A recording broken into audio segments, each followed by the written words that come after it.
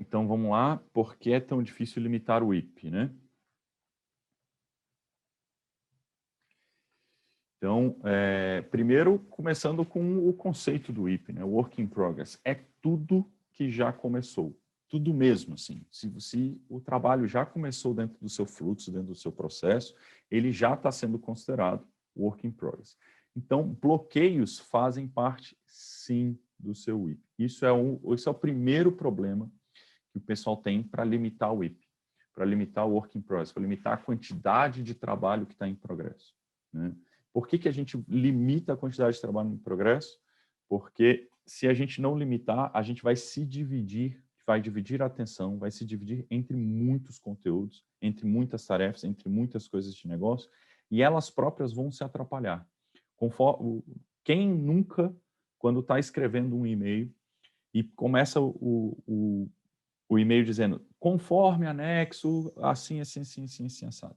E começa a descrever o que você vai fazer, o que você está passando para a pessoa no anexo, né? E aí alguém chama a sua atenção e fala, ô Pedro, onde que está aquele arquivo? Ô Pedro, quem é que é a pessoa que eu falo para tal assunto? E assim vai. Na hora que volta para escrever o e-mail, termina de escrever a ideia do e-mail e envia sem o anexo, né? Então você acaba tendo interrupções dentro do seu trabalho. Quanto mais pessoas, comunicação, quantidade de trabalho, quanto mais coisas tiver em volta do cenário ali, do ambiente, mais são as possibilidades de interrupção e atrapalhar o seu processo, o seu desenvolvimento. Então, a gente limita a quantidade de trabalho em progresso para a gente ter foco, a gente conseguir focar em uma coisa por vez. Então, você faz um trabalho até concluir esse trabalho, depois pega o próximo trabalho, vai até o final para concluir ele, depois pega o próximo trabalho e assim vai. Isso é comprovadamente mais produtivo. E uma das coisas que a gente percebe que o pessoal tem uma dificuldade de limitar essa quantidade de trabalho é isso, né? Não conseguem perceber que todo o trabalho que já iniciou podem ocasionar essas interrupções. Inclusive os trabalhos bloqueados, inclusive os trabalhos que têm algum impedimento. Por quê? Porque você precisa resolver aquele impedimento. Você precisa resolver aquele bloqueio. Então, vai ter situações onde você vai ter que parar para responder alguém, responder alguma coisa, porque você tem vários trabalhos bloqueados. Isso vai impactar o seu cenário. Então, como que funciona mais ou menos essa visão de um trabalho que está bloqueado? Vamos supor que eu tenho um quadro simples, né, to do, doing, done, para você executar tarefas, e aí vem você puxa a primeira tarefa e sobe a lista, né?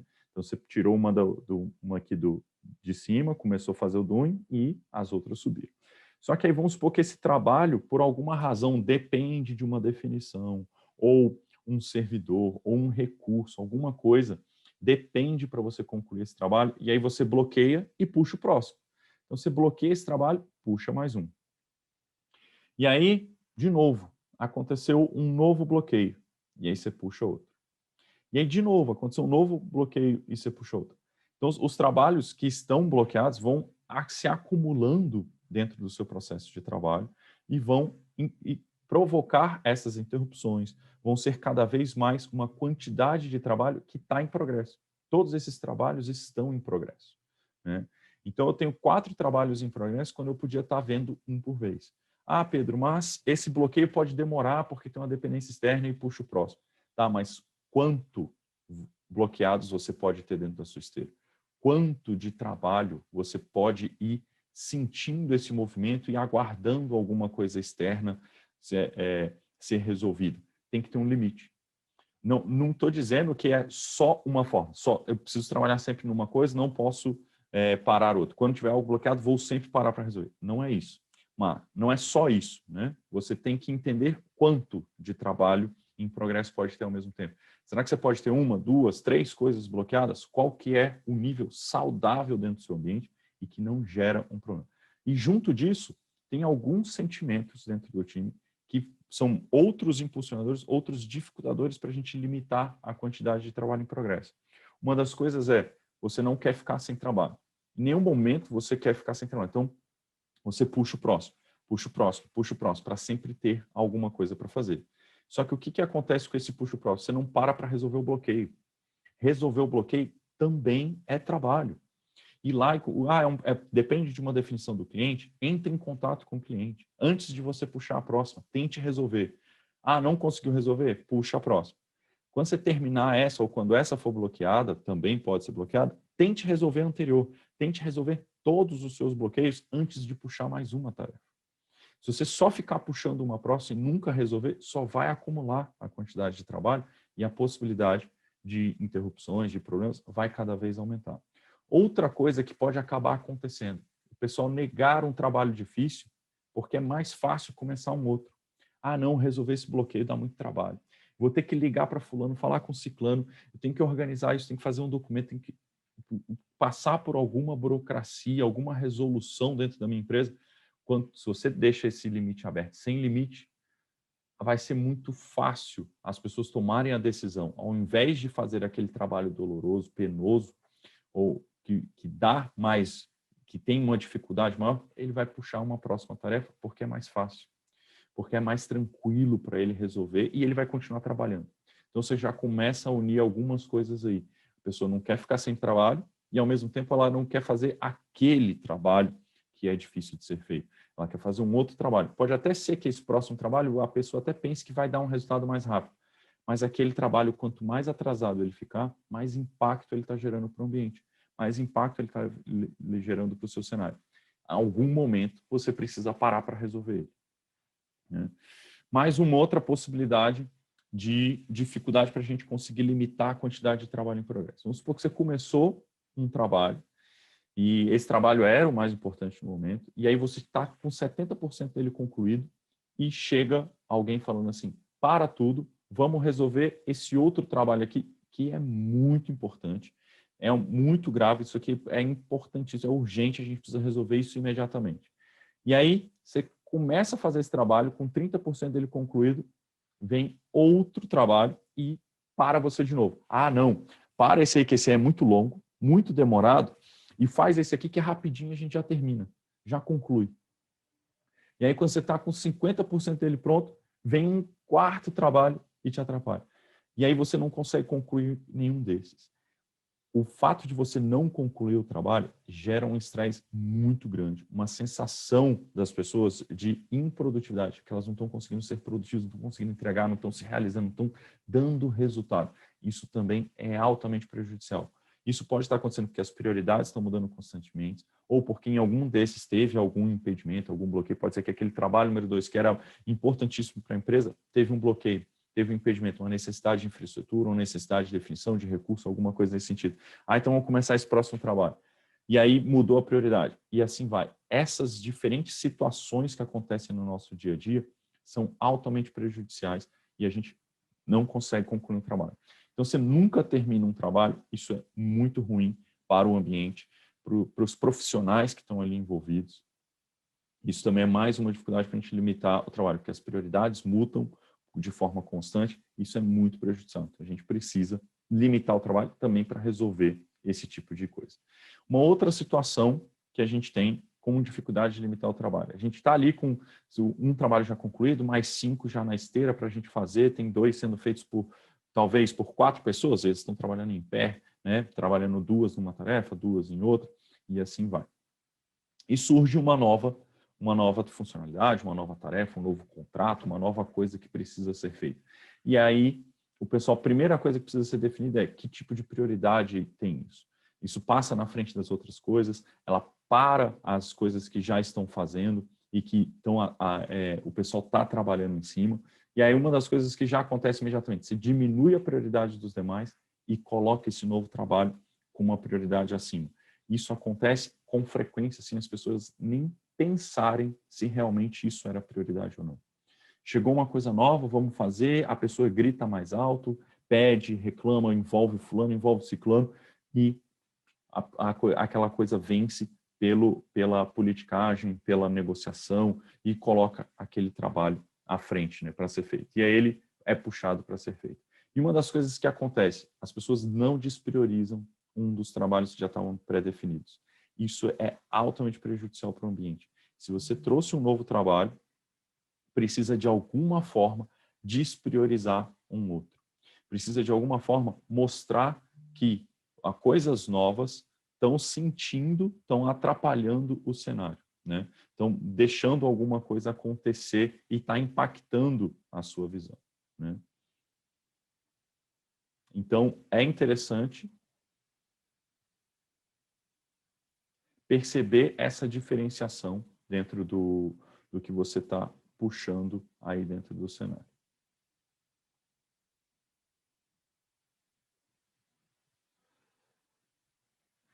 E, então, vamos priorizar e vamos despriorizar, né? Dificuldade de priorizar ou de despriorizar também gera um impacto grande para a nossa esteira de produção.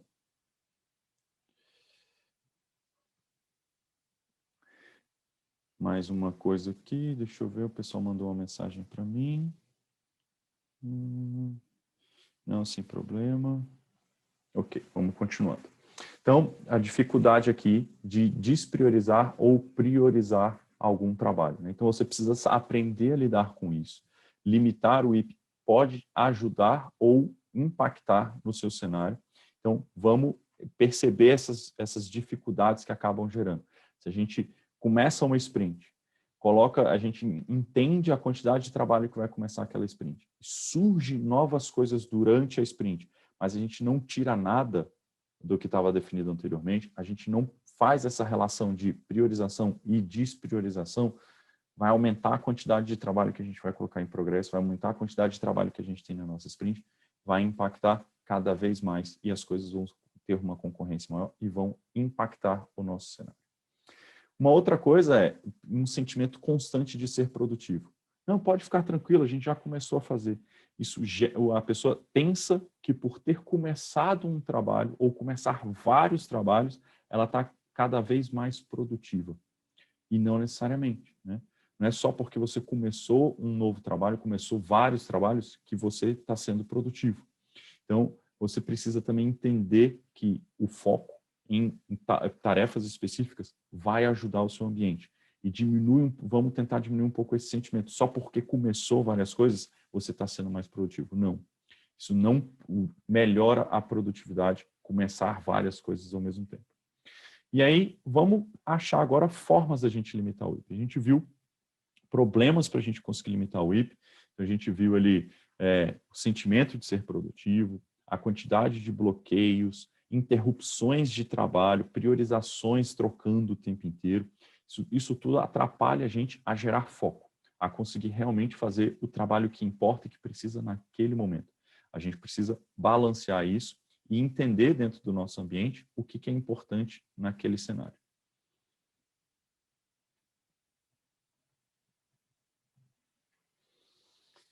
E aí, vamos para o próximo aqui. Uma das formas da gente limitar o nosso trabalho. Um trabalho por vez, né? Então, se a gente fizer um trabalho por vez, a gente consegue, é uma das formas nossas de limitar a quantidade de trabalho em progresso e gerar foco, né? A gente consegue gerar mais foco para o nosso cenário se a gente fizer um trabalho por vez. Aí, primeira forma, mas essa forma pode ser muito difícil da gente conseguir fazer o limite do nosso IP, né? O fazer um trabalho por vez pode não caber para o nosso ambiente, porque surgiu um bloqueio e você precisa ter aquele bloqueio mais um outro trabalho, porque você precisa esperar algo externo para ser concluído. E aí, como que você equilibra isso dentro do seu cenário? Então, vamos ver outras formas da gente limitar o trabalho em progresso, porque um trabalho por vez pode ser difícil para o seu cenário. Então, você pode limitar também a quantidade de contextos, quantidade de projetos ao mesmo tempo que as pessoas, que um time lida, ou quantidade de iniciativas que estão sendo colocadas dentro do time, né? Por exemplo, pessoas que se dividem em 2, 3 projetos, né? A pessoa trabalha de manhã num projeto, à tarde em outro.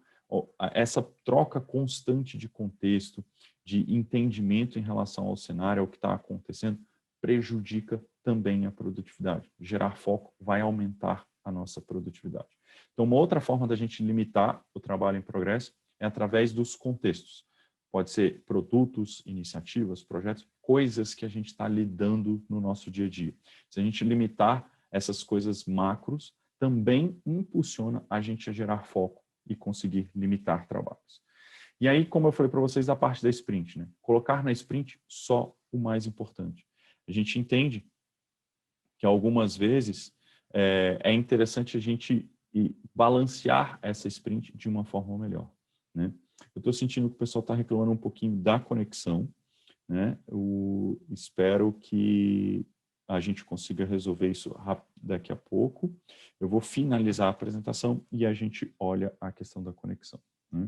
Então, colocar na sprint só o que realmente importa é uma das formas também de você diminuir esse paralelismo, essa quantidade de coisas que estão competindo a atenção do time.